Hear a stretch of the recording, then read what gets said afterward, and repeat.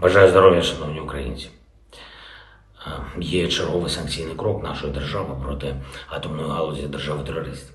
Своїм указом я ввів в дію рішення РНБО щодо санкцій проти 200 осіб, які працюють на російську атомку. Ми робимо все, щоб санкції проти російської атомної галузі стали частиною глобальних санкцій проти Росії за війну. Це не просто, є певний спротив, але був час, коли інші обмеження проти Росії здавалися непростими. Здавалося, а зараз вони вже чинні. Наприклад, щодо нафти, нафтопродуктів з Росії. Всі елементи російської системи, які задіяні у війні, у забезпеченні терору та фінансуванні агресії, мають бути ізольовані від світової системи. Так і буде. Тим більше це справедливо для тих, хто брав участь у захопленні та незаконних діях на наших Запорізькій атомній станції.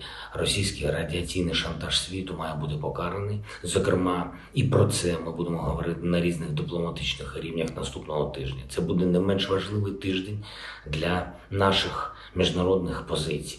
Вже готуємось до запланованих комунікацій та переговорів.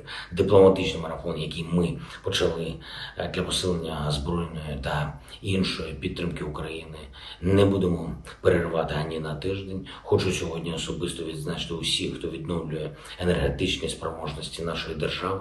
Цей день, вчорашній, більшість українців пройшли без багатьох відключень електрики. І, звичайно, в окремих районах, на жаль, в окремих містах ще були обмеження, там, де ступінь руйнування надто значний.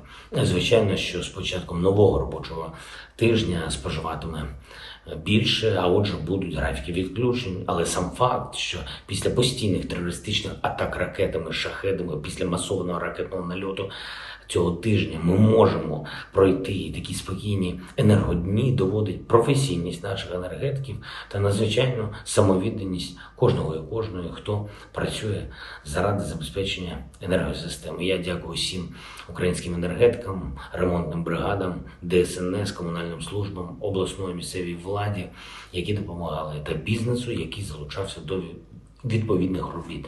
Маємо усвідомлювати, ще це не перемога і не вирішальна на енергетичному фронті. І, на жаль, можуть бути нові удари терористів з Росії, можуть бути нові обмеження, якщо будуть нові руйнування і ріст споживання. Але сьогодні і вчора це чергове свідчення того, що працюючи разом та допомагаючи одне одному, українці роблять великі речі. Тому зберігаємо єдність, не втрачаємо жодного дня і жодного тижня, все заради України. Я дякую всім, хто працює заради нашої держави. Слава кожному і кожній, хто в бою. Слава усім, хто боронить Бахмут, Вугледар, Часів Яр, Мар'їнку, Авдіївку на всіх напрямках Донеччини, Луганщини та по всьому нашому фронту. Стійкість, єдність та взаємодопомога. І це наша сила.